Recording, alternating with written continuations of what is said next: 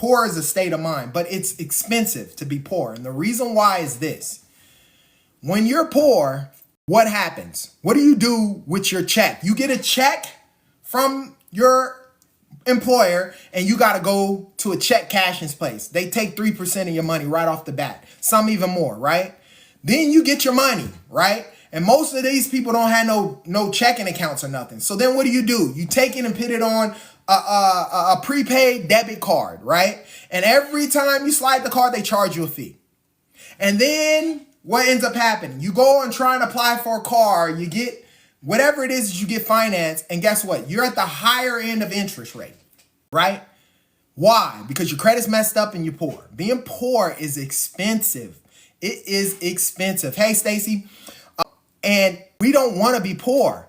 Unfortunately, if you play the game right, you can be cash poor and still be able to get credit.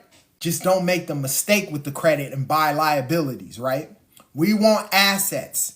Assets over liabilities. That's a term we hear all the time, and I'm going to define it very easy from you. And it's from another book that I read, right? Robert Kiyosaki. I don't know if you guys know who Robert Kiyosaki is. Put a 1 in the chat if you ever heard who Robert Kiyosaki is. Put a 1 in the chat.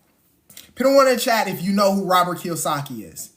Love him. Yep, 1. Okay, Tashina, Save and Prosper. Of course, you know. Felix, okay. Robert Kiyosaki had a book, his famous book, Rich Dad, Poor Dad. That's the first book I've ever read when I got older. Yep, Rich Dad, Poor Dad. That's the book I read. So then you guys are going to know, I don't know if you remember, but out of that book, one of the main things I remember from Rich Dad, Poor Dad is the difference between an asset and a liability, right? An asset, in easy terms, assets put money into your pocket, liabilities take money from you. That simple.